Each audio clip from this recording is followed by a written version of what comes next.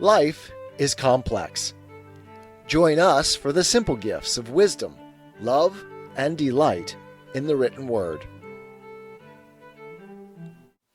Rene Descartes, Meditations on First Philosophy.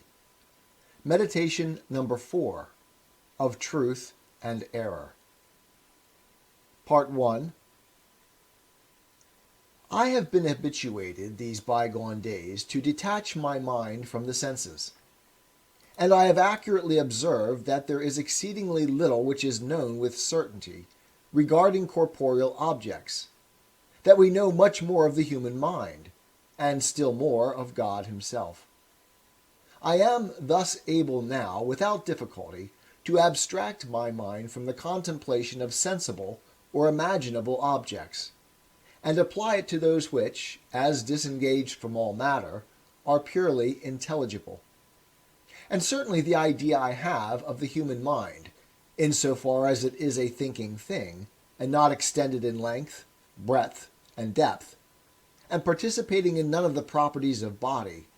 is incomparably more distinct than the idea of any corporeal object. And when I consider that I doubt,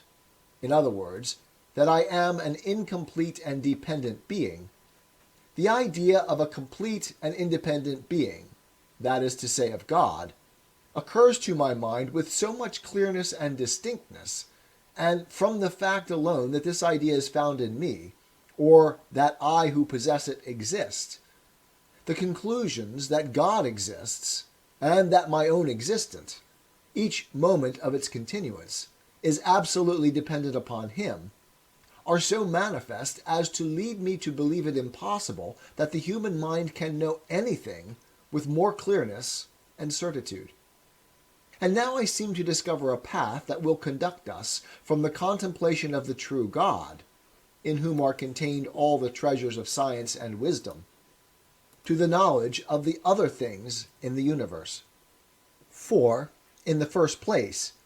I discover that it is impossible for him ever to deceive me. For in all fraud and deceit there is a certain imperfection. And although it may seem that the ability to deceive is a mark of subtlety or power, yet the will testifies without doubt of malice and weakness, and such, accordingly, cannot be found in God. In the next place, I am conscious that I possess a certain faculty of judging or discerning truth from error, which I doubtless received from God, along with whatever else is mine. And since it is impossible that he should will to deceive me, it is likewise certain that he has not given me a faculty that will ever lead me into error, provided I use it aright. And there would remain no doubt on this head, did it not seem to follow from this, that I can never therefore be deceived. For if all I possess be from God, and if he planted in me no faculty that is deceitful, it seems to follow that I can never fall into error. Accordingly, it is true that when I think only of God, when I look upon myself as coming from God, and turn wholly to him, I discover in myself no cause of error or falsity. But immediately thereafter, recurring to myself, experience assures me that I am nevertheless subject to innumerable errors. When I come to inquire into the cause of these, I observe that there is not only present to my consciousness a real and positive idea of God, or of a being supremely perfect, but also, so to speak, a certain negative idea of nothing. In other words, of that which is at an infinite distance from every sort of perfection, and that I am, as it were, a mean between God and nothing, or placed in such a way between absolute existence and non-existence, that there is in truth nothing in me to lead me into error, insofar as an absolute being is my creator, but that, on the other hand, as I thus likewise participate in some degree of nothing or of non-being, in other words, as I am not myself the supreme being, and as I am wanting in many perfections, it is not surprising I should fall into error.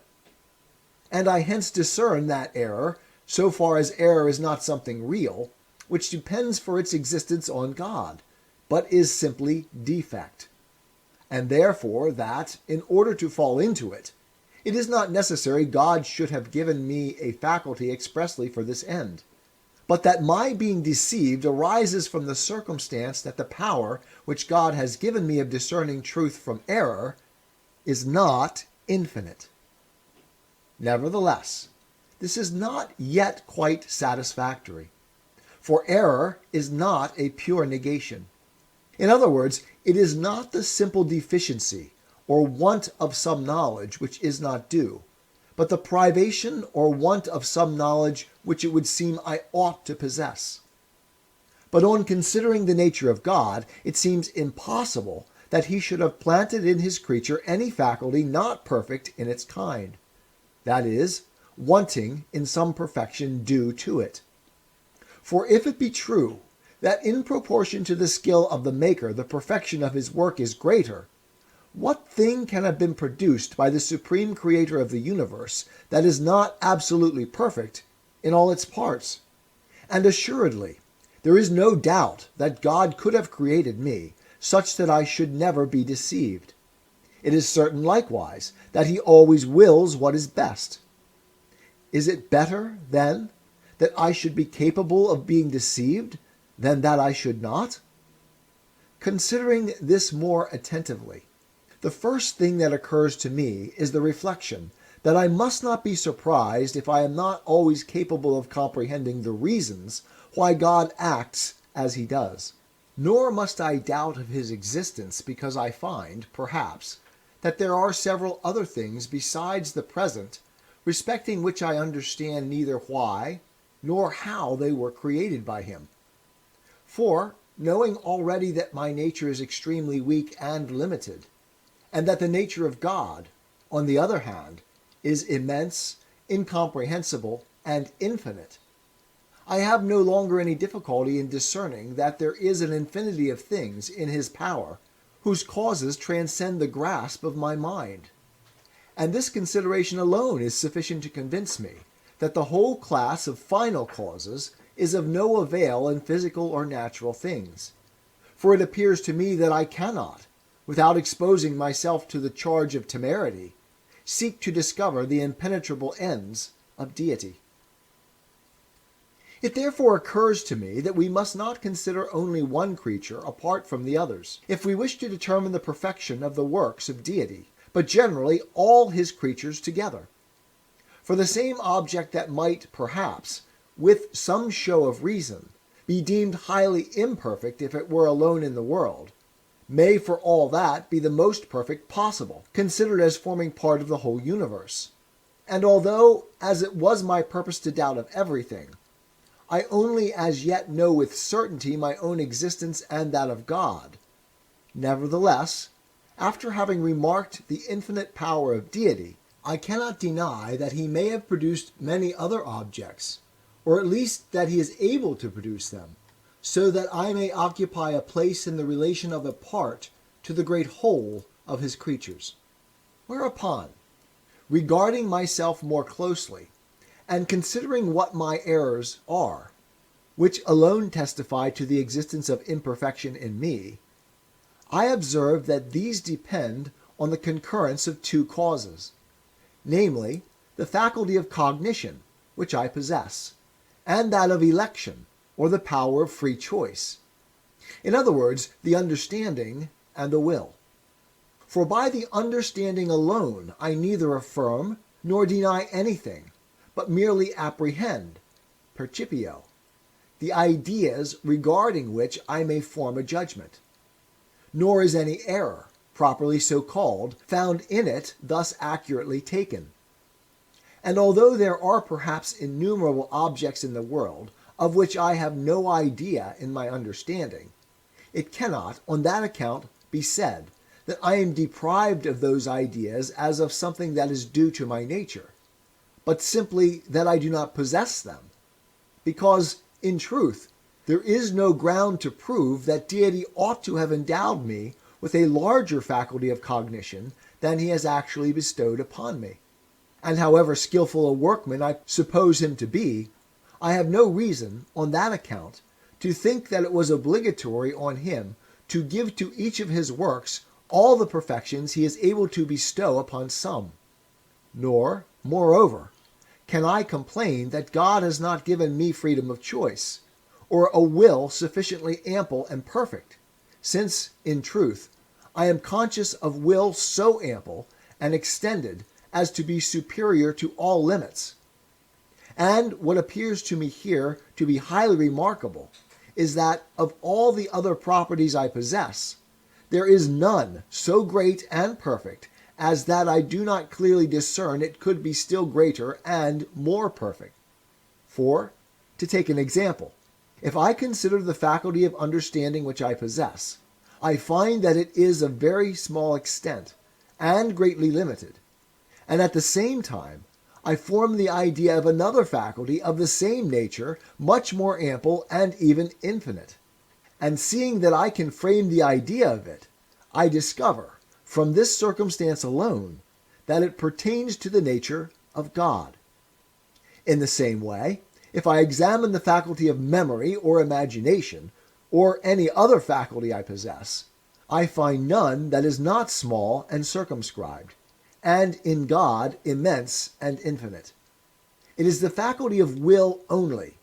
or freedom of choice, which I experience to be so great that I am unable to conceive the idea of another that shall be more ample and extended, so that it is chiefly my will which leads me to discern that I bear a certain image and similitude of deity. For although the faculty of will is incomparably greater in God than in myself, as well in respect of the knowledge and power that are conjoined with it, and that render it strong and more efficacious, as in respect of the object, since in him it extends to a greater number of things,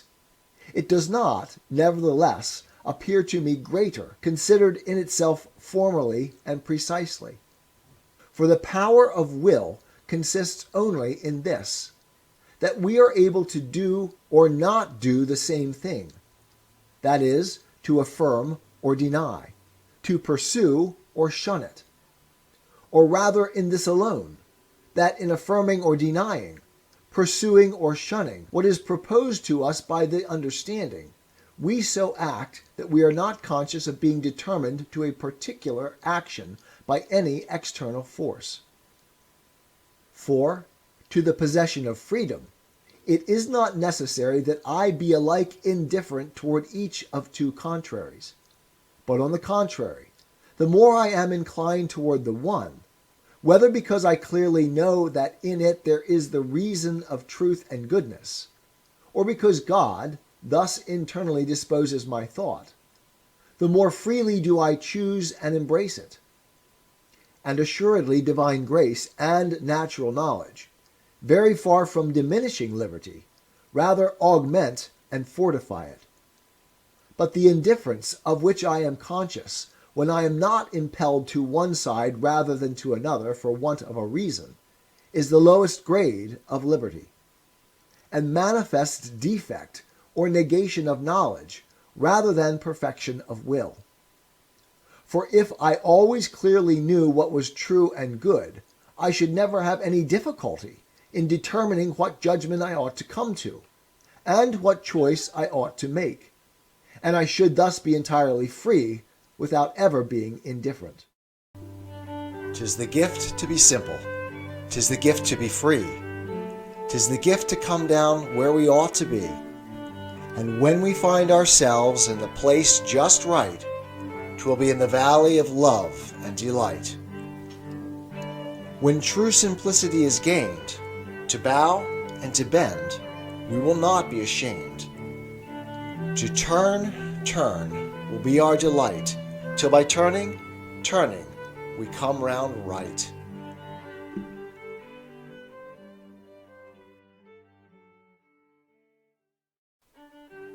Life is complex. Join us for the simple gifts of wisdom, love, and delight in the written word. Rene Descartes, Meditations on First Philosophy. Meditation number 4, of Truth and Error. Part 2. For the power of will consists only in this, that we are able to do or not do the same thing, that is, to affirm or deny, to pursue or shun it. Or rather in this alone, that in affirming or denying,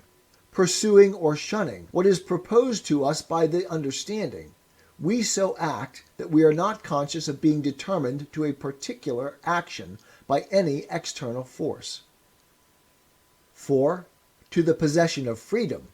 it is not necessary that I be alike indifferent toward each of two contraries. But on the contrary, the more I am inclined toward the one, whether because I clearly know that in it there is the reason of truth and goodness, or because God thus internally disposes my thought,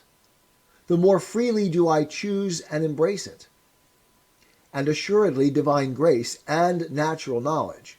very far from diminishing liberty, rather augment and fortify it. But the indifference of which I am conscious when I am not impelled to one side rather than to another for want of a reason, is the lowest grade of liberty, and manifests defect or negation of knowledge rather than perfection of will. For if I always clearly knew what was true and good, I should never have any difficulty in determining what judgment I ought to come to, and what choice I ought to make, and I should thus be entirely free without ever being indifferent. From all this, I discover, however, that neither the power of willing, which I have received from God, is of itself the source of my errors, for it is exceedingly ample and perfect in its kind, nor even the power of understanding. For as I conceive no object, unless by means of the faculty that God bestowed upon me, all that I conceive is doubtless rightly conceived by me, and it is impossible for me to be deceived in it. Whence, then, spring my errors? They arise from this cause alone, that I do not restrain the will, which is of much wider range than the understanding, within the same limits, but extend it even to things I do not understand. And as the will is of itself indifferent to such, it readily falls into error and sin by choosing the false in room of the true, and evil instead of good. For example, when I lately considered whether aught really existed in the world, and found that because I considered this question, it very manifestly followed that I myself existed, I could not but judge that what I so clearly conceived was true, nor that I was forced to this judgment by any external cause, but simply because great clearness of the understanding was succeeded by strong inclination in the will. And I believed this the more freely and spontaneously, in proportion as I was less indifferent with respect to it. But now I not only know that I exist, insofar as I am a thinking being,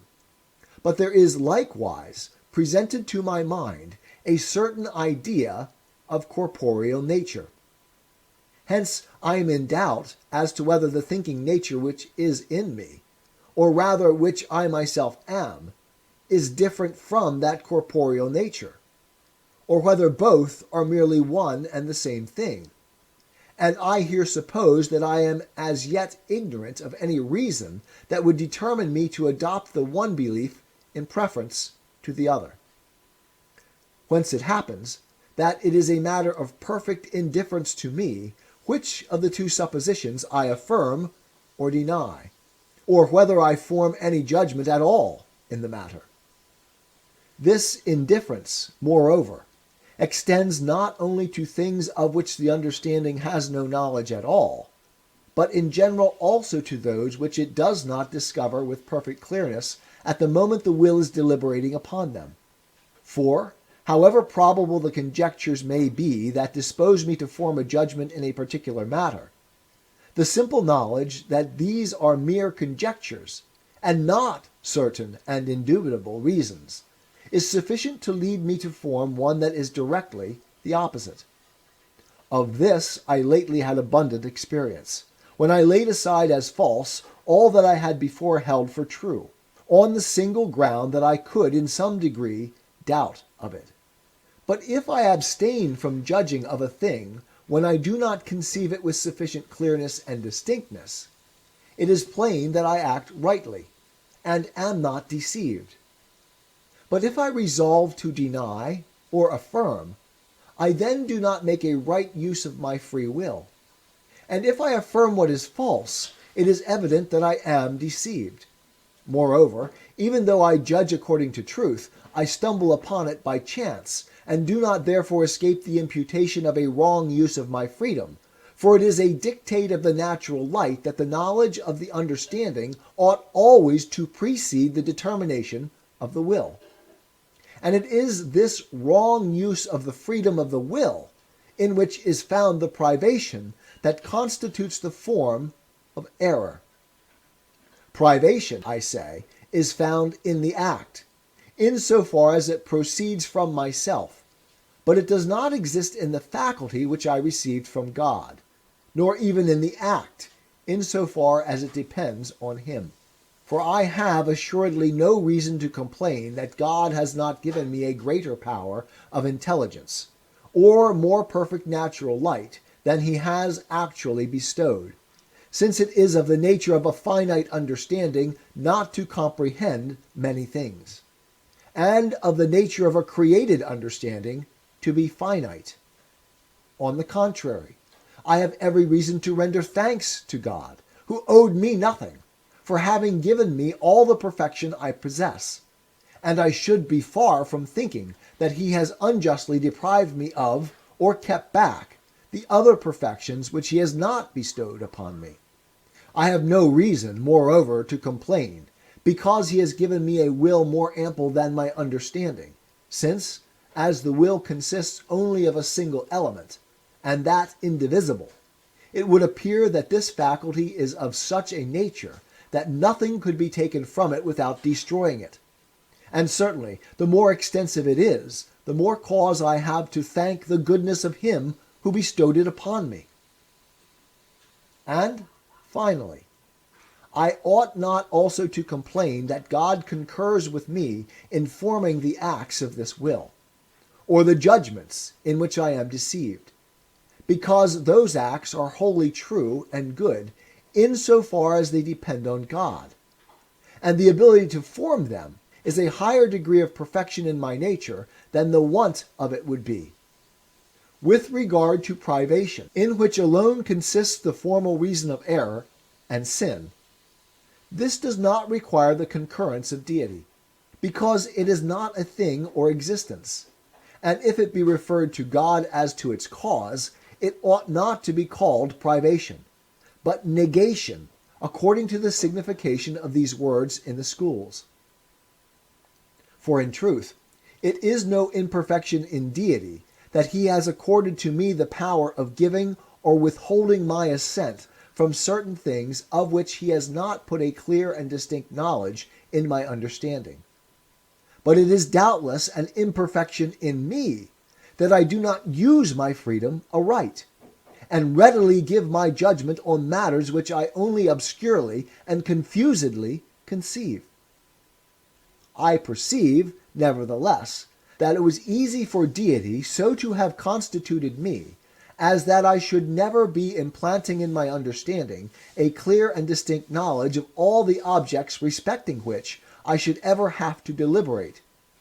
or simply by so deeply engraving on my memory the resolution to judge of nothing, without previously possessing a clear and distinct conception of it,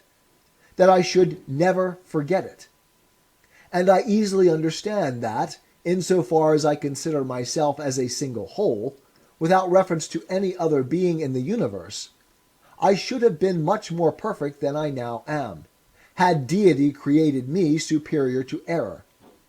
But I cannot therefore deny that it is not somehow a greater perfection in the universe, that certain of its parts are not exempt from defect, as others are, than if they were all perfectly alike.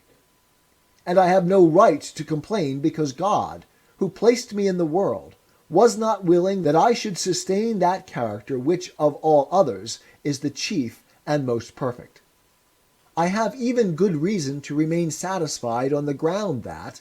if he has not given me the perfection of being superior to error by the first means I have pointed out above, which depends on a clear and evident knowledge of all the matters regarding which I can deliberate, he has at least left in my power the other means, which is, firmly to retain the resolution, never to judge where the truth is not clearly known to me. For although I am conscious of the weakness of not being able to keep my mind continually fixed on the same thought, I can nevertheless, by attentive and oft-repeated meditation, impress it so strongly on my memory that I shall never fail to recollect it as often as I require it,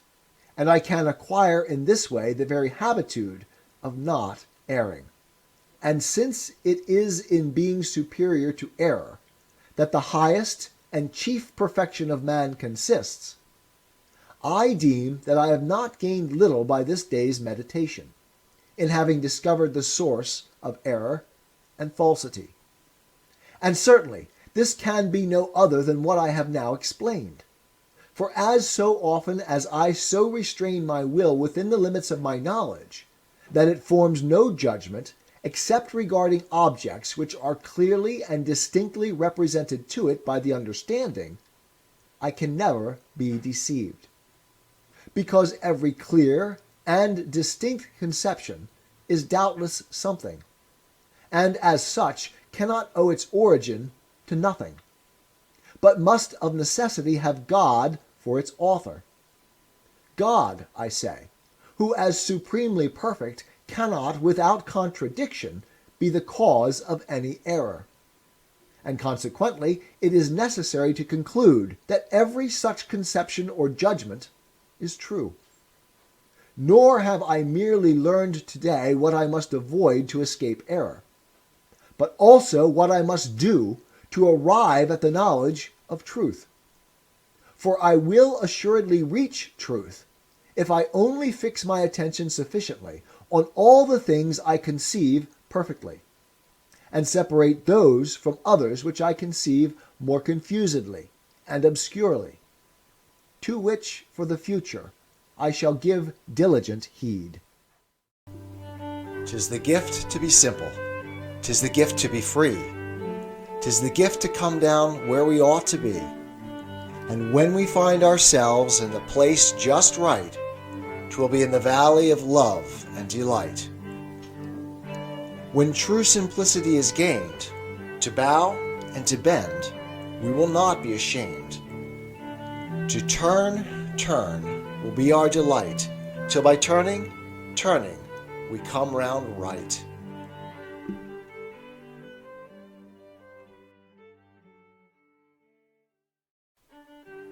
Life is complex. Join us for the simple gifts of wisdom, love, and delight in the written word. Rene Descartes, Meditations on First Philosophy. Meditation number 5. Of the essence of material things, and, again, of God, that he exists. Several other questions remain for consideration respecting the attributes of God and my own nature or mind. I will, however, on some other occasion perhaps resume the investigation of these. Meanwhile, as I have discovered what must be done and what avoided to arrive at the knowledge of truth, what I have chiefly to do is to essay to emerge from the state of doubt in which I have for some time been, and to discover whether anything can be known with certainty regarding material objects. But before considering whether such objects as I conceive exist without me,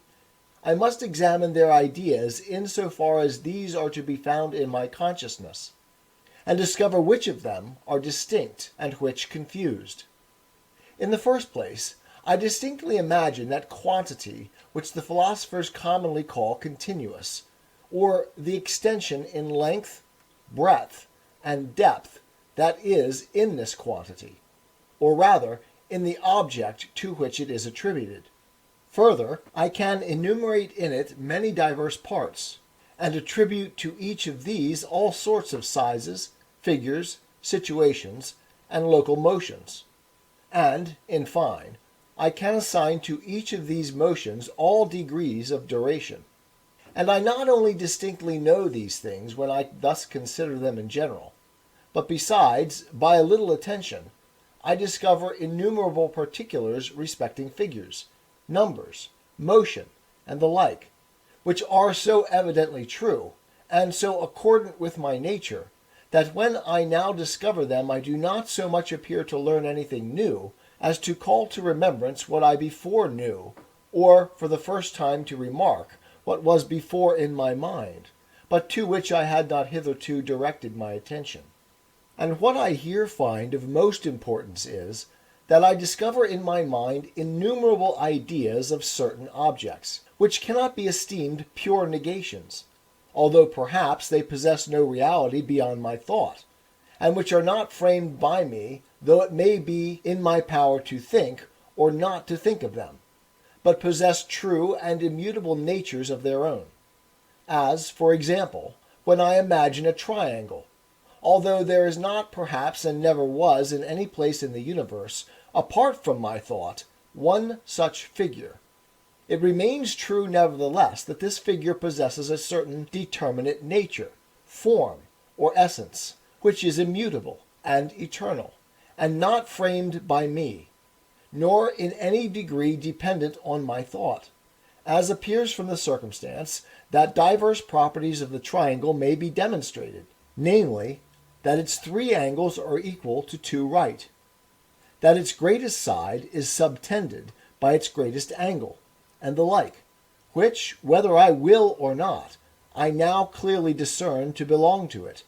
although before I did not at all think of them, when, for the first time, I imagined a triangle, and which accordingly cannot be said to have been invented by me. Nor is it a valid objection to allege that perhaps this idea of a triangle came into my mind by the medium of the senses, through my having seen bodies of a triangular figure. For I am able to form in my thought an innumerable variety of figures with regard to which it cannot be supposed that they were ever objects of sense, and I can nevertheless demonstrate diverse properties of their nature, no less than of the triangle, all of which are assuredly true, since I clearly conceive them, and they are therefore something, and not mere negations. For it is highly evident that all that is true is something, truth being identical with existence. And I have already fully shown the truth of the principle, that whatever is clearly and distinctly known is true. And although this had not been demonstrated, yet the nature of my mind is such as to compel me to assert to what I clearly conceive while I so conceive it.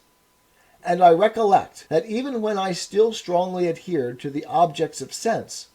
I reckoned among the number of the most certain truths those I clearly conceived relating to figures, numbers, and other matters that pertain to arithmetic and geometry, and, in general, to the pure mathematics. But now, if because I can draw from my thought the idea of an object, it follows that all I clearly and distinctly apprehend to pertain to this object does in truth belong to it, may I not from this derive an argument for the existence of God? It is certain that I no less find the idea of a God in my consciousness, that is the idea of a being supremely perfect, than that of any figure or number whatever. And I know with not less clearness and distinctness that an actual and eternal existence pertains to his nature, than that all of which is demonstrable of any figure or number really belongs to the nature of that figure or number. And therefore, although all the conclusions of the preceding meditations were false, the existence of God would pass with me for a truth at least as certain as I ever judged any truth of mathematics to be. Indeed, such a doctrine may at first sight appear to contain more sophistry than truth. For, as I have been accustomed in every other matter to distinguish between existence and essence, I easily believe that the existence can be separated from the essence of God, and that thus God may be conceived as not actually existing. But, nevertheless, when I think of it more attentively, it appears that the existence can no more be separated from the essence of God than the idea of a mountain from that of a valley, or the equality of its 3 angles to 2 right angles from the essence of a rectilinear triangle. So that it is not less impossible to conceive a God, that is, a being supremely perfect, to whom existence is a wanting, or who is devoid of a certain perfection, than to conceive a mountain without a valley. But though, in truth, I cannot conceive a God unless as existing, any more than I can a mountain without a valley, yet, just as it does not follow that there is any mountain in the world merely because I conceive a mountain with a valley, so likewise, though I conceive God as existing, it does not seem to follow on that account that God exists.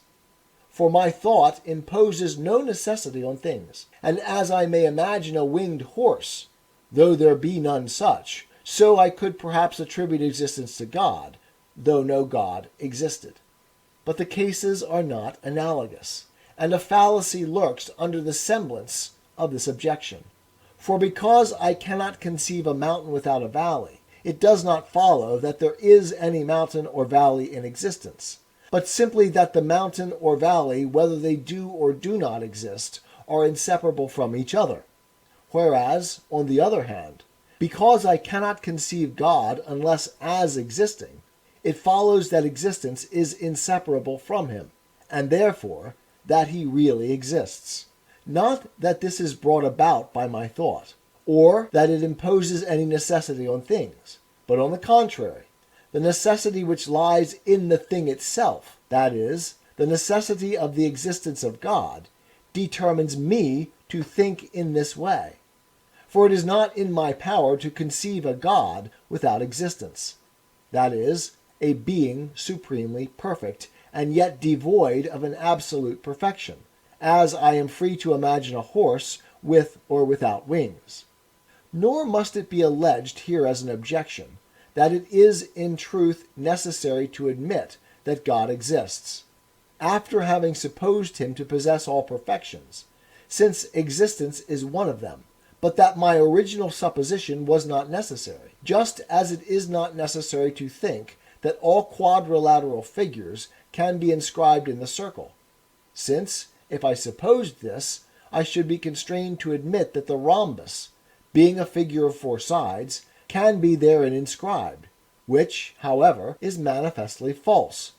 This objection is, I say, incompetent. For although it may not be necessary that I shall at any time entertain the notion of deity, yet each time I happen to think of a first and sovereign being, and to draw, so to speak, the idea of him from the storehouse of my mind, I am necessitated to attribute to him all kinds of perfections, though I may not then enumerate them all, nor think of each of them in particular. And this necessity is sufficient, as soon as I discover that existence is a perfection, to cause me to infer the existence of this first and sovereign being. Just as it is not necessary that I should ever imagine any triangle, but whenever I am desirous of considering a rectilinear figure composed of only 3 angles, it is absolutely necessary to attribute those properties to it from which it is correctly inferred that its 3 angles are not greater than 2 right angles, although perhaps I may not then advert to this relation in particular. But when I consider what figures are capable of being inscribed in the circle,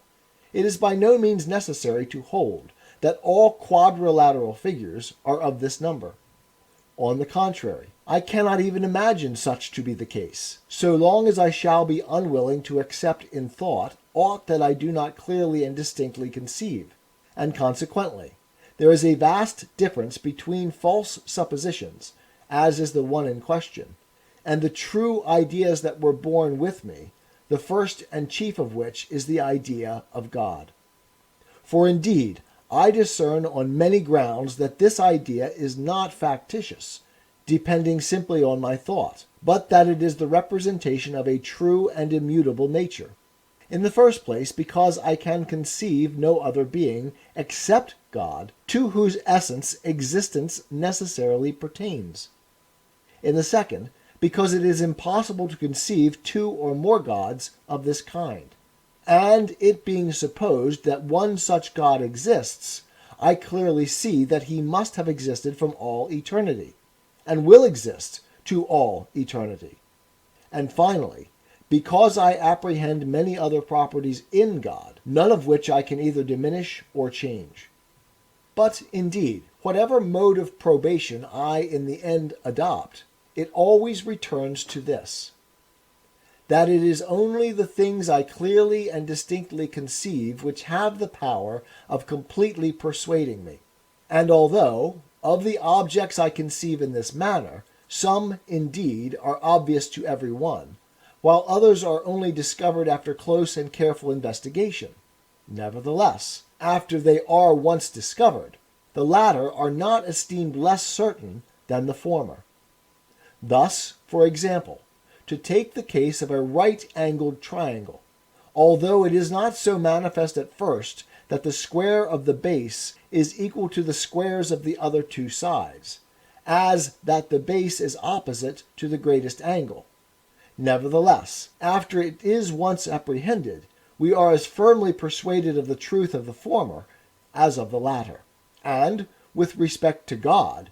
if I were not preoccupied by prejudices, and my thought beset on all sides by the continual presence of the images of sensible objects, I should know nothing sooner or more easily than the fact of his being. For is there any truth more clear than the existence of a supreme being, or of God, seeing it is to his essence alone that necessary and eternal existence pertains? And although the right conception of this truth has cost me much close thinking, nevertheless, at present I feel not only as assured of it as of what I deem most certain, but I remark further that the certitude of all other truths is so absolutely dependent on it, that without this knowledge it is impossible ever to know anything perfectly. For although I am of such a nature as to be unable, while I possess a very clear and distinct apprehension of a matter, to resist the conviction of its truth, yet, because my constitution is also such as to incapacitate me from keeping my mind continually fixed on the same object, and as I frequently recollect a past judgment, without at the same time being able to recall the grounds of it, it may happen meanwhile that other reasons are presented to me which would readily cause me to change my opinion if I did not know that God existed. And thus I should possess no true and certain knowledge, but merely vague and vacillating opinions. Thus, for example, when I consider the nature of the rectilinear triangle, it most clearly appears to me, who have been instructed in the principles of geometry, that its three angles are equal to two right angles,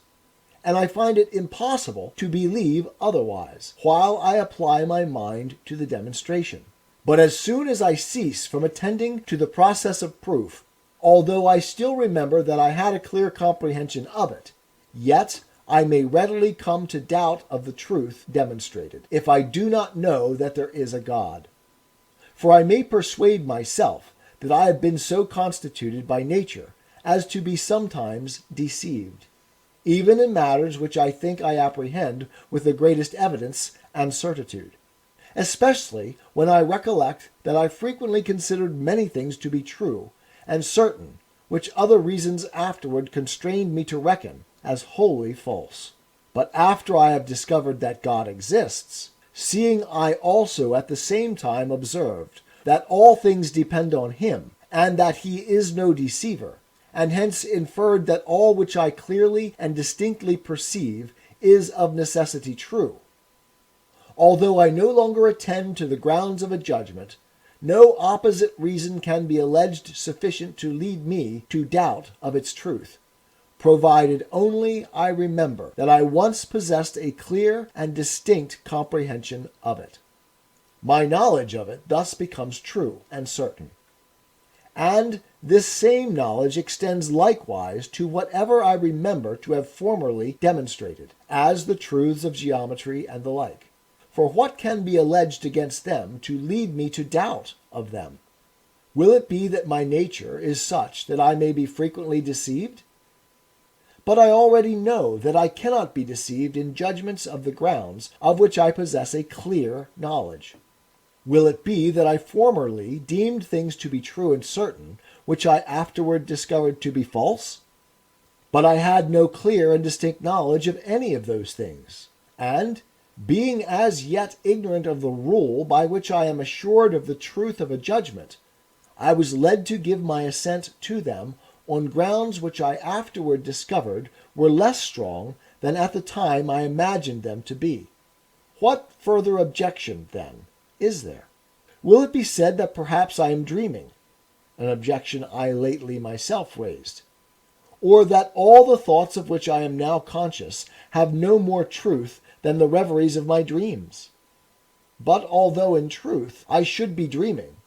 the rule still holds that all which is clearly presented to my intellect is indisputably true.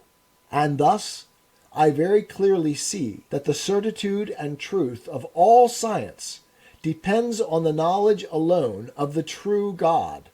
insomuch that, before I knew him, I could have no perfect knowledge of any other thing. And now that I know him, I possess the means of acquiring a perfect knowledge respecting innumerable matters, as well relative to God himself and other intellectual objects as to corporeal nature, in so far as it is the object of pure mathematics, which do not consider whether it exists or not. 'Tis the gift to be simple. 'Tis the gift to be free. 'Tis the gift to come down where we ought to be. And when we find ourselves in the place just right, 'twill be in the valley of love and delight. When true simplicity is gained, to bow and to bend, we will not be ashamed. To turn will be our delight, till by turning, we come round right.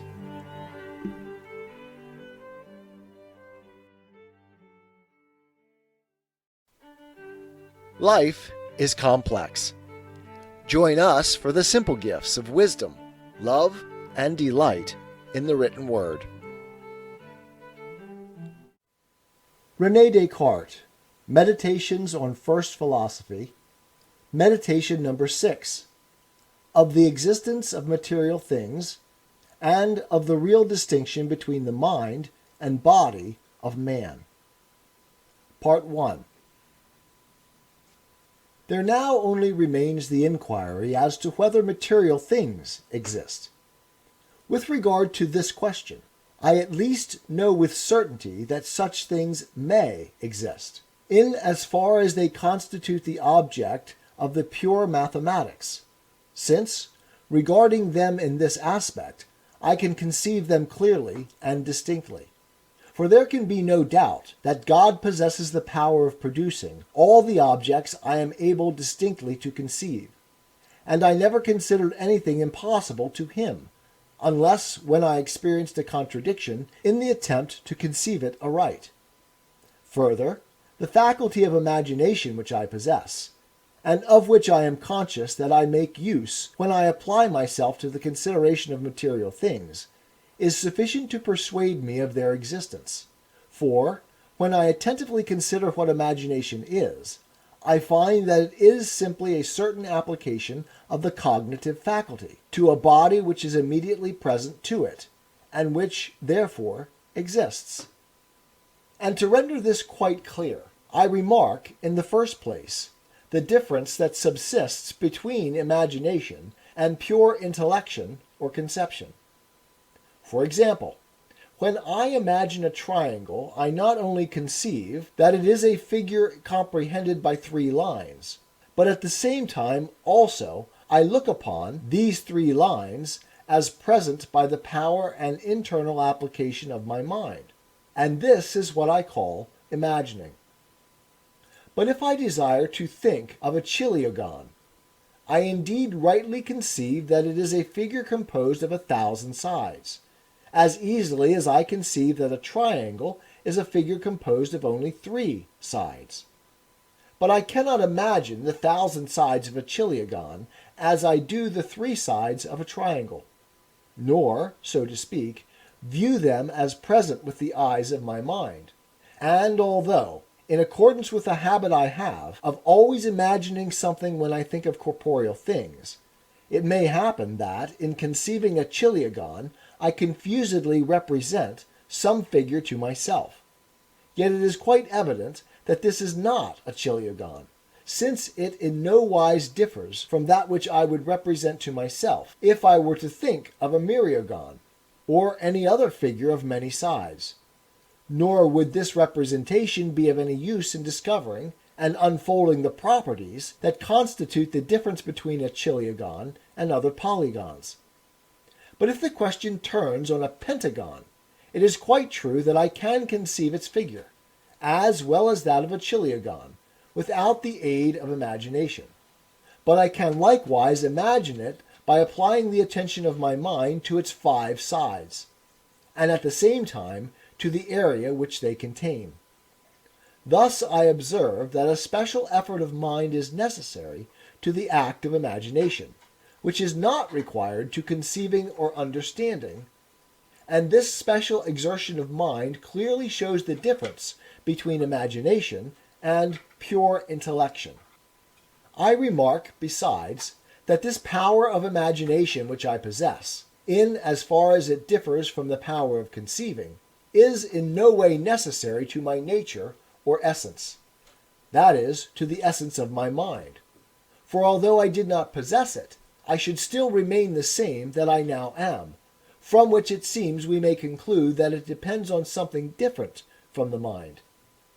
And I easily understand that, if some body exists, with which my mind is so conjoined and united as to be able, as it were, to consider it when it chooses, it may thus imagine corporeal objects, so that this mode of thinking differs from pure intellection only in this respect, that the mind in conceiving turns in some way upon itself, and considers some one of the ideas it possesses within itself. But in imagining, it turns toward the body, and contemplates in it some object conformed to the idea which it either of itself conceived or apprehended by sense. I easily understand, I say, that imagination may be thus formed, if it is true that there are bodies. And because I find no other obvious mode of explaining it, I thence, with probability, conjecture that they exist, but only with probability. And although I carefully examine all things, nevertheless I do not find that, from the distinct idea of corporeal nature I have in my imagination, I can necessarily infer the existence of any body. But I am accustomed to imagine many other objects besides that corporeal nature which is the object of the pure mathematics, as, for example, colors, sounds, tastes, pain, and the like, although with less distinctness. And inasmuch as I perceive these objects much better by the senses, through the medium of which and of memory they seem to have reached the imagination, I believe that, in order the more advantageously to examine them, it is proper I should at the same time examine what sense perception is, and inquire whether from those ideas that are apprehended by this mode of thinking, that is, consciousness, I cannot obtain a certain proof of the existence of corporeal objects. And, in the first place, I will recall to my mind the things which I have hitherto held as true, because perceived by the senses, and the foundations upon which my belief in their truth rested. I will, in the second place, examine the reasons that afterward constrained me to doubt of them. And, finally, I will consider what of them I ought now to believe. Firstly, then, I perceived that I had a head, hands, feet, and other members composing that body which I considered as part, or perhaps even as the whole, of myself. I perceived further that that body was placed among many others, by which it was capable of being affected in diverse ways, both beneficial and hurtful. And what was beneficial I remarked by a certain sensation of pleasure, and what was hurtful by a sensation of pain.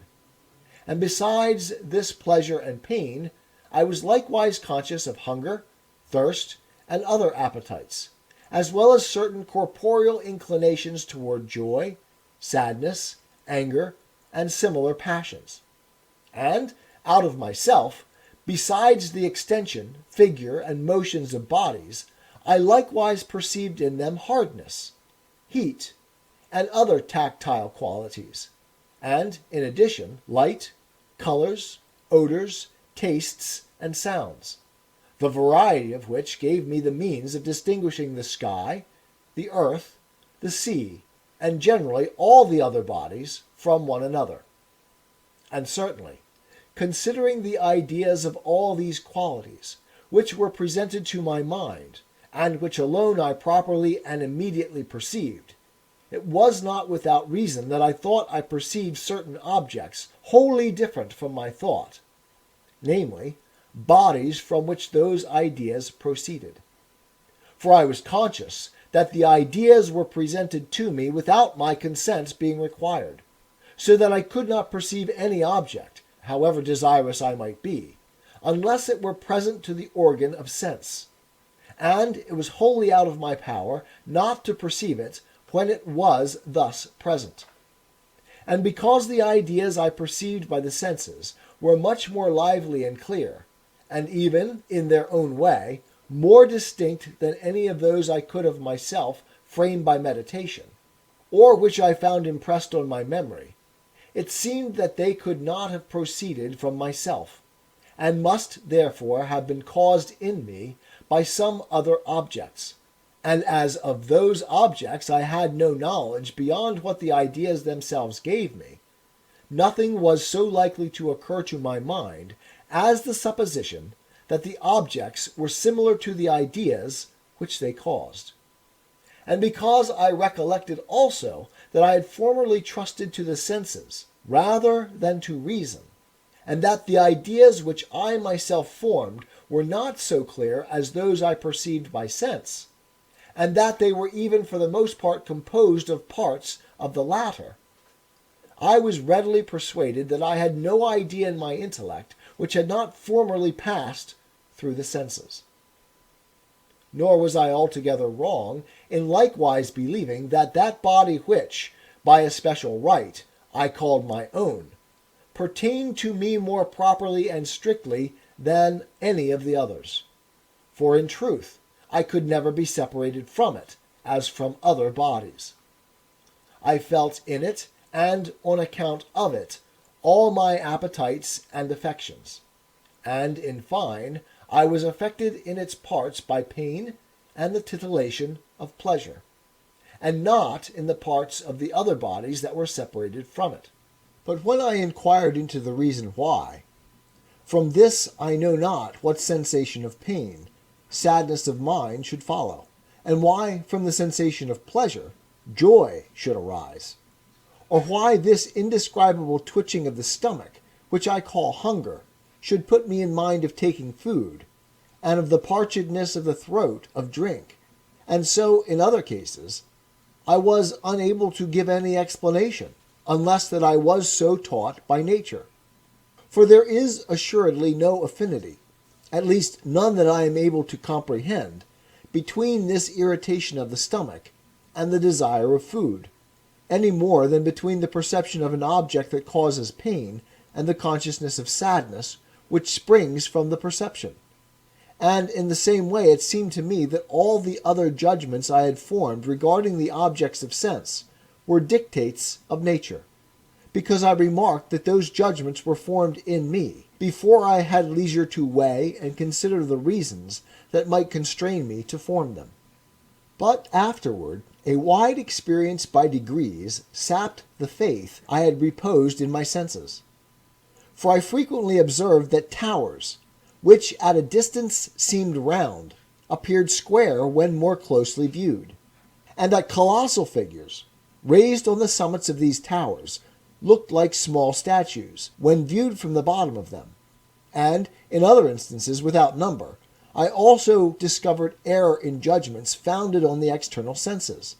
and not only in those founded on the external, but even in those that rested on the internal senses. For is there aught more internal than pain? And yet I have sometimes been informed by parties whose arm or leg had been amputated, that they still occasionally seemed to feel pain in that part of the body which they had lost.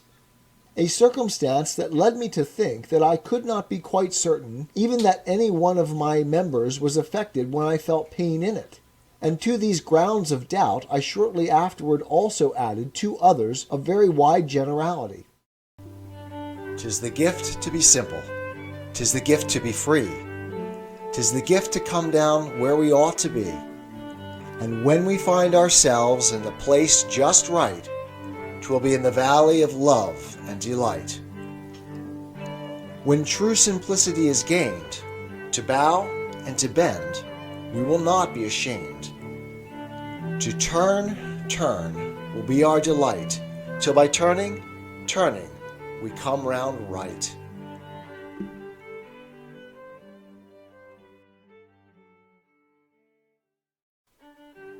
Life is complex. Join us for the simple gifts of wisdom, love, and delight in the written word. Rene Descartes, Meditations on First Philosophy, Meditation number 6, of the existence of material things, and of the real distinction between the mind and body of man. Part 2. And, in other instances without number, I also discovered error in judgments founded on the external senses, and not only in those founded on the external, but even in those that rested on the internal senses. For is there aught more internal than pain? And yet I have sometimes been informed by parties whose arm or leg had been amputated, that they still occasionally seemed to feel pain in that part of the body which they had lost. A circumstance that led me to think that I could not be quite certain even that any one of my members was affected when I felt pain in it. And to these grounds of doubt I shortly afterward also added two others of very wide generality. The first of them was that I believed I never perceived anything when awake, which I could not occasionally think I also perceived when asleep. And as I do not believe that the ideas I seem to perceive in my sleep proceed from objects external to me, I did not any more observe any ground for believing this of such as I seem to perceive when awake. The second was that since I was as yet ignorant of the author of my being, or at least supposed myself to be so, I saw nothing to prevent my having been so constituted by nature as that I should be deceived even in matters that appeared to me to possess the greatest truth. And, with respect to the grounds on which I had before been persuaded of the existence of sensible objects, I had no great difficulty in finding suitable answers to them. For as nature seemed to incline me to many things from which reason made me averse, I thought that I ought not to confide much in its teachings, and although the perceptions of the senses were not dependent on my will, I did not think that I ought on that ground to conclude that they proceeded from things different from myself, since perhaps there might be found in me some faculty, though hitherto unknown to me, which produced them. But now that I begin to know myself better, and to discover more clearly the author of my being, I do not, indeed, think that I ought rashly to admit all which the senses seem to teach, nor, on the other hand, is it my conviction that I ought to doubt in general of their teachings. And, firstly, because I know that all which I clearly and distinctly conceive can be produced by God exactly as I conceive it, it is sufficient that I am able clearly and distinctly to conceive one thing apart from another, in order to be certain that the one is different from the other, seeing that they may at least be made to exist separately by the omnipotence of God. And it matters not by what power this separation is made, in order to be compelled to judge them different. And, therefore, merely because I know with certitude that I exist, and because, in the meantime, I do not observe that aught necessarily belongs to my nature or essence, beyond my being a thinking thing, I rightly conclude that my essence consists only in my being a thinking thing, or a substance whose whole essence or nature is merely thinking. And although I may, or rather, as I will shortly say, although I certainly do possess a body with which I am very closely conjoined, nevertheless, because on the one hand I have a clear and distinct idea of myself, in as far as I am only a thinking and unextended thing, and as, on the other hand, I possess a distinct idea of body, in as far as it is only an extended and unthinking thing,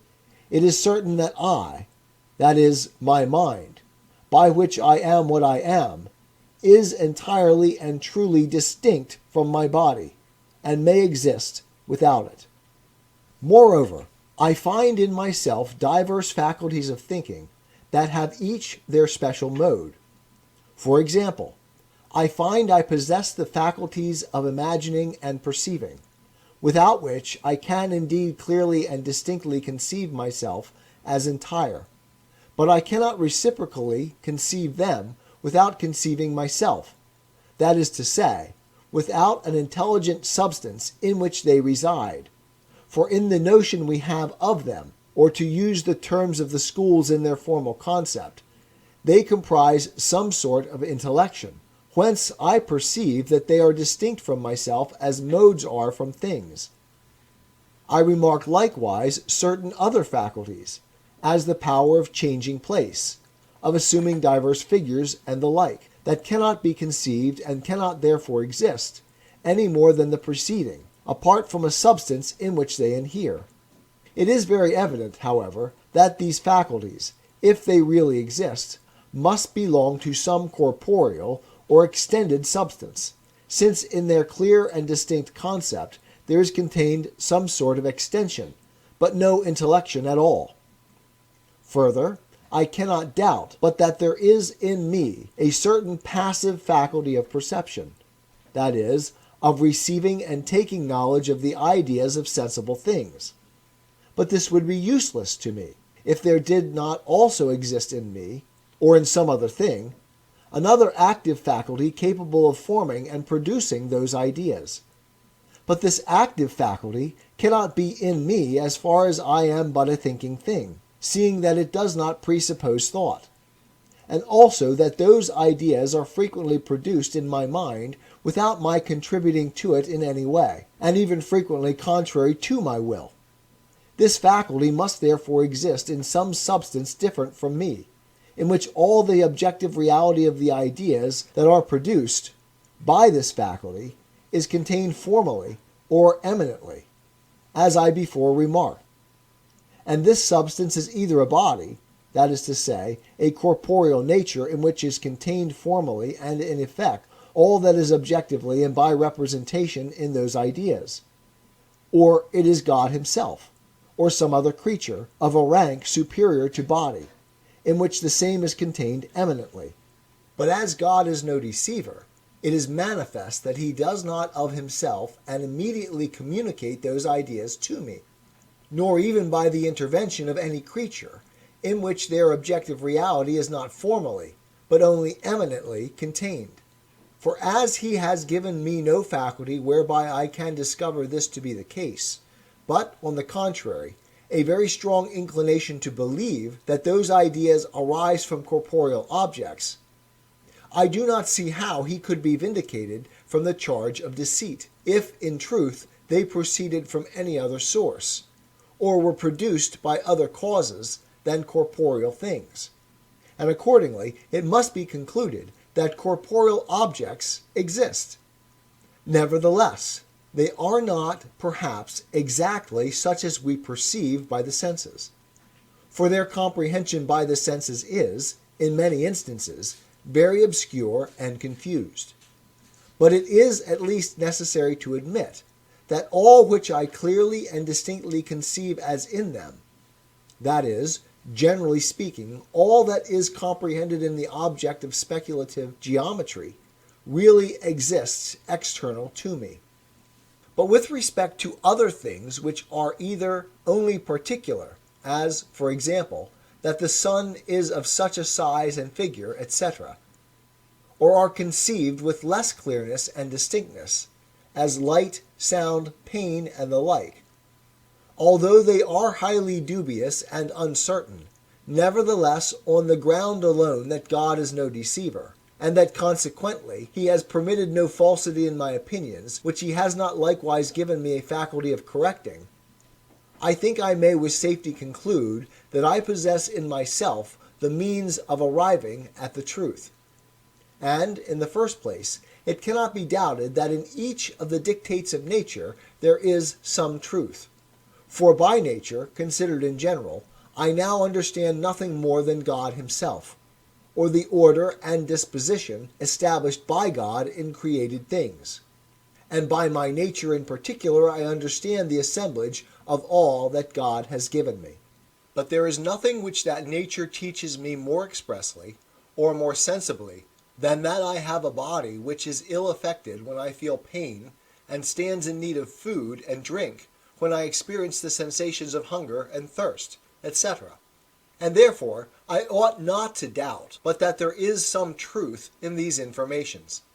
Nature likewise teaches me, by these sensations of pain, hunger, thirst, etc.,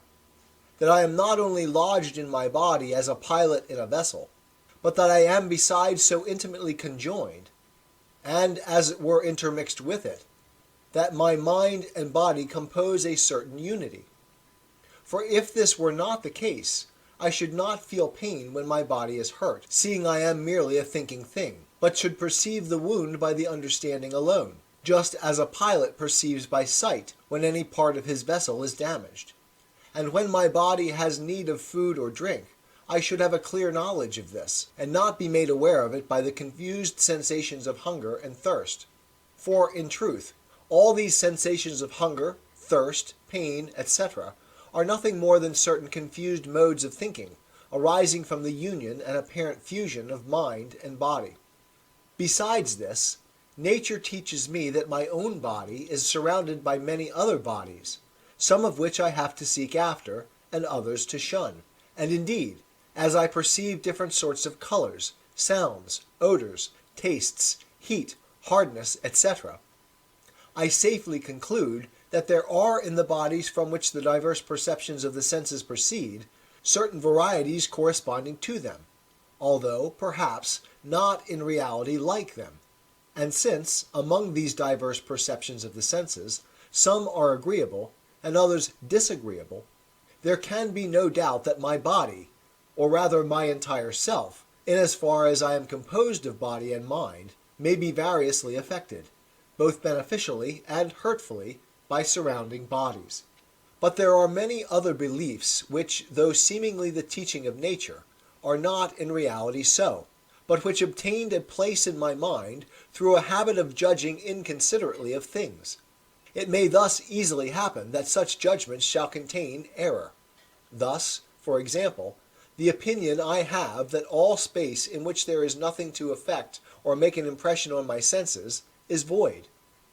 That in a hot body there is something in every respect similar to the idea of heat in my mind. That in a white or green body there is in every respect similar, that in a white or green body there is the same whiteness or greenness which I perceive. That in a bitter or sweet body there is the same taste.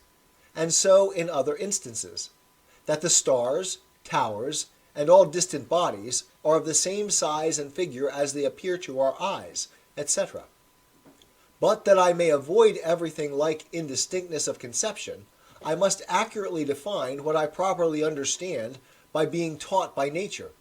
For nature is here taken in a narrower sense than when it signifies the sum of all things, which God has given me. Seeing that in that meaning the notion comprehends much that belongs only to the mind, to which I am not here to be understood as referring when I use the term nature,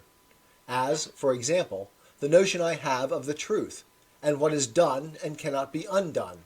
and all the other truths I discern by the natural light without the aid of the body, and seeing that it comprehends likewise much besides that belongs only to body, and is not here any more contained under the same nature, as the quality of heaviness, and the like, of which I do not speak, the term being reserved exclusively to designate the things which God has given to me as being composed of mind and body. But nature, taking the term in the sense explained, teaches me to shun what causes in me the sensation of pain, and to pursue what affords me the sensation of pleasure, and other things of this sort. But I do not discover that it teaches me, in addition to this, from these diverse perceptions of the senses, to draw any conclusions respecting external objects without a previous careful and mature consideration of them by the mind. For it is, as appears to me, the office of the mind alone, and not of the composite whole of mind and body, to discern the truth in those matters. Thus, although the impression a star makes on my eye is not larger than that from the flame of a candle, I do not, nevertheless, experience any real or positive impulse determining me to believe that the star is not greater than the flame. The true account of the matter being merely that I have so judged from my youth without any rational ground. And, though on approaching the fire I feel heat,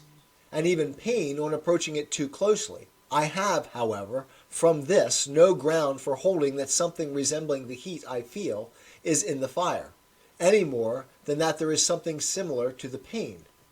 All that I have ground for believing is that there is something in it, whatever it may be, which excites in me those sensations of heat or pain.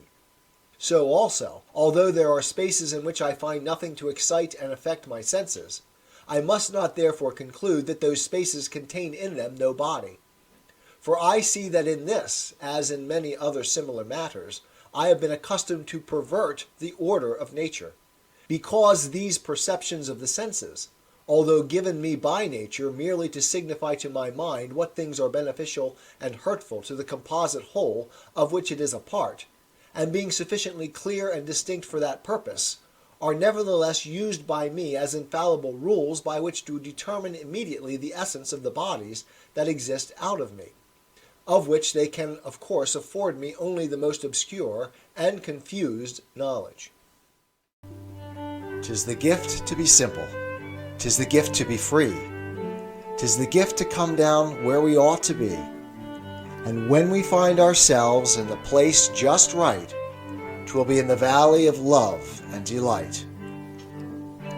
When true simplicity is gained, to bow and to bend, we will not be ashamed. To turn will be our delight, till by turning, we come round right.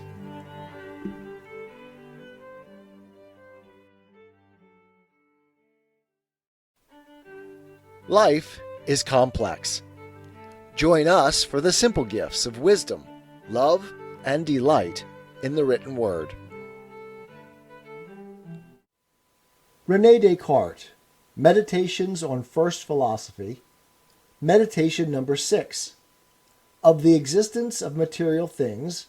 and of the real distinction between the mind and body of man. Part 3. But I have already sufficiently considered how it happens that, notwithstanding the supreme goodness of God, there is falsity in my judgments. A difficulty, however, here presents itself, respecting the things which I am taught by nature must be pursued or avoided, and also respecting the internal sensations in which I seem to have occasionally detected error, and thus to be directly deceived by nature. Thus, for example, I may be so deceived by the agreeable taste of some viand with which poison has been mixed, as to be induced to take the poison. In this case, however, nature may be excused, for it simply leads me to desire the viand for its agreeable taste, and not the poison, which is unknown to it. And thus we can infer nothing from this circumstance beyond that our nature is not omniscient, at which there is assuredly no ground for surprise, since, man being of a finite nature, his knowledge must likewise be of a limited perfection. But we also not unfrequently err in that to which we are directly impelled by nature, as is the case with invalids who desire drink or food that would be hurtful to them. It will here, perhaps, be alleged that the reason why such persons are deceived is that their nature is corrupted. But this leaves the difficulty untouched, for a sick man is not less really the creature of God than a man who is in full health. And therefore it is as repugnant to the goodness of God that the nature of the former should be deceitful, as it is for that of the latter to be so. And as a clock, composed of wheels and counterweights, observes not the less accurately all the laws of nature when it is ill made, and points out the hours incorrectly, than when it satisfies the desire of the maker in every respect. So likewise, if the body of man be considered as a kind of machine, so made up and composed of bones, nerves, muscles, veins, blood, and skin, that although there were in it no mind, it would still exhibit the same motions which it at present manifests involuntarily, and therefore without the aid of the mind, and simply by the dispositions of its organs. I easily discern that would also be as natural for such a body, supposing it dropsical, for example, to experience the parchedness of the throat that is usually accompanied in the mind by the sensation of thirst, and to be disposed by this parchedness to move its nerves and other parts in the way required for drinking, and thus increase its malady and do itself harm, as it is natural for it, when it is not indisposed, to be stimulated to drink for its good by a similar cause. And although looking to the use for which a clock was destined by its maker, I may say that it is deflected from its proper nature when it incorrectly indicates the hours, and on the same principle, considering the machine of the human body as having been formed by God for the sake of the motions which it usually manifests, although I may likewise have ground for thinking that it does not follow the order of its nature when the throat is parched and drink does not tend to its preservation.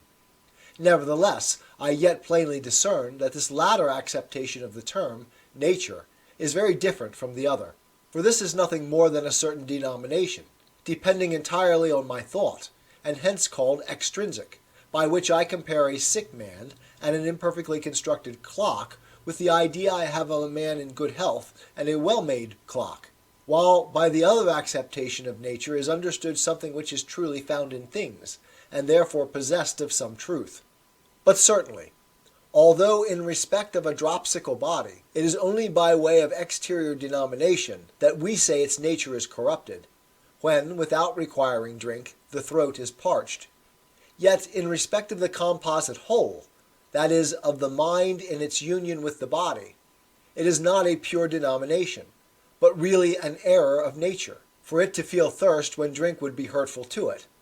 And accordingly, it still remains to be considered why it is that the goodness of God does not prevent the nature of man thus taken from being fallacious.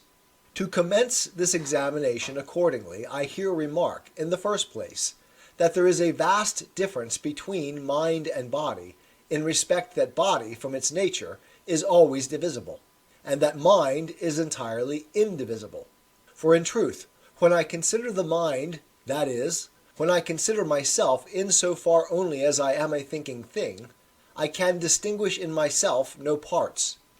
But I very clearly discern that I am somewhat absolutely one and entire. And although the whole mind seems to be united to the whole body, yet when a foot, an arm, or any other part is cut off, I am conscious that nothing has been taken from my mind.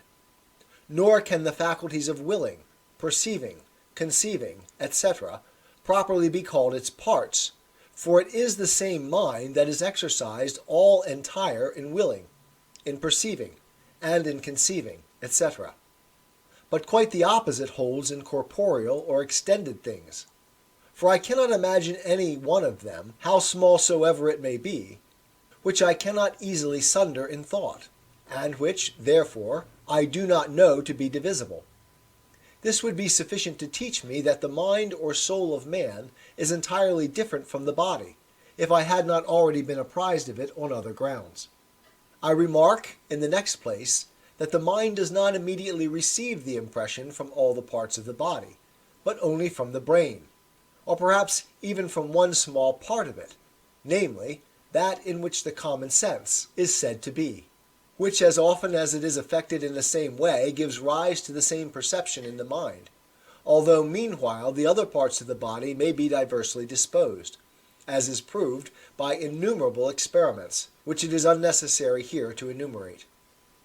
I remark besides that the nature of the body is such that none of its parts can be moved by another part a little removed from the other, which cannot likewise be moved in the same way by any one of the parts that lie between those two, although the most remote part does not act at all. As, for example, in the chord ABCD, which is in tension. If its last part, D, be pulled, the first part, A, will not be moved in a different way than it would be were one of the intermediate parts, B or C, to be pulled, and the last part, D, meanwhile to remain fixed. And in the same way, when I feel pain in the foot, the science of physics teaches me that this sensation is experienced by means of the nerves dispersed over the foot, which, extending like cords from it to the brain, when they are contracted in the foot, contract at the same time the inmost parts of the brain in which they have their origin, and excite in these parts a certain motion appointed by nature to cause in the mind a sensation of pain, as if existing in the foot. But as these nerves must pass through the tibia, the leg, the loins, the back, and neck in order to reach the brain, it may happen that although their extremities in the foot are not affected, but only certain of their parts that pass through the loins or neck, the same movements, nevertheless, are excited in the brain by this motion, as would have been caused there by a hurt received in the foot, and hence the mind will necessarily feel pain in the foot, just as if it had been hurt. And the same is true of all the other perceptions of our senses. I remark, finally, that as each of the movements that are made in the part of the brain by which the mind is immediately affected impresses it with but a single sensation,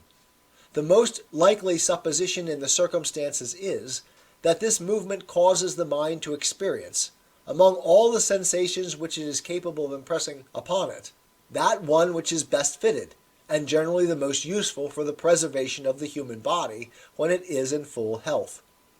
But experience shows us that all the perceptions which nature has given us are of such a kind as I have mentioned, and accordingly, there is nothing found in them that does not manifest the power and goodness of God. Thus, for example, when the nerves of the foot are violently or more than usually shaken, the motion passing through the medulla of the spine to the innermost parts of the brain affords a sign to the mind on which it experiences a sensation, namely, of pain, as if it were in the foot, by which the mind is admonished and excited to do its utmost to remove the cause of it as dangerous and hurtful to the foot. It is true that God could have so constituted the nature of man, as that the same motion in the brain would have informed the mind of something altogether different. The motion might, for example, have been the occasion on which the mind became conscious of itself, in so far as it is in the brain, or in so far as it is in some place intermediate between the foot and the brain, or, finally, the occasion on which it perceives some other object quite different, whatever that might be. But nothing of all this would have so well contributed to the preservation of the body as that which the mind actually feels. In the same way, when we stand in need of drink, there arises from this want a certain parchedness in the throat that moves its nerves, and by means of them the internal parts of the brain. And this movement affects the mind with the sensation of thirst, because there is nothing on that occasion which is more useful for us than to be made aware that we have need of drink for the preservation of our health, and so in other instances. Whence it is quite manifest that, notwithstanding the sovereign goodness of God, the nature of man, in so far as it is composed of mind and body, cannot but be sometimes fallacious. For if there is any cause which excites not in the foot, but in some one of the parts of the nerves that stretch from the foot to the brain, or even in the brain itself, the same movement that is ordinarily created when the foot is ill affected, pain will be felt, as it were, in the foot, and the sense will thus be naturally deceived. For as the same movement in the brain can but impress the mind with the same sensation, and as this sensation is much more frequently excited by a cause which hurts the foot than by one acting in a different quarter, it is reasonable that it should lead the mind to feel pain in the foot rather than in any other part of the body. And if it sometimes happens that the parchedness of the throat does not arise, as is usual, from drink being necessary for the health of the body, but from quite the opposite cause, as is the case with the dropsicle, yet it is much better that it should be deceitful in that instance, than if, on the contrary, it were continually fallacious when the body is well disposed, and the same holds true in other cases. And certainly this consideration is of great service, not only in enabling me to recognize the errors to which my nature is liable, but likewise in rendering it more easy to avoid or correct them. For, knowing that all my senses more usually indicate to me what is true than what is false, in matters relating to the advantage of the body, and being able almost always to make use of more than a single sense in examining the same object, and besides this, being able to use my memory in connecting present with past knowledge, and my understanding, which has already discovered all the causes of my errors, I ought no longer to fear that falsity may be met with in what is daily presented to me by the senses, and I ought to reject all the doubts of those bygone days, as hyperbolical and ridiculous, especially the general uncertainty respecting sleep, which I could not distinguish from the waking state. For I now find a very marked difference between the two states, in respect that our memory can never connect our dreams with each other, and with the course of life, in the way it is in the habit of doing with events that occur when we are awake. And in truth, if someone, when I am awake, appeared to me all of a sudden, and as suddenly disappeared, as do the images I see in sleep, so that I could not observe either whence he came or whither he went, I should not without reason esteem it, either a spectre or phantom formed in my brain, rather than a real man. But when I perceive objects with regard to which I can distinctly determine both the place whence they come, and that in which they are, and the time at which they appear to me, and when, without interruption, I can connect the perception I have of them with the whole of the other parts of my life,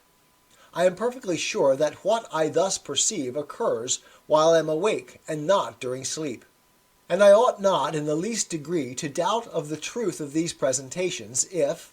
after having called together all my senses, my memory, and my understanding for the purpose of examining them, no deliverance is given by any one of these faculties which is repugnant to that of any other.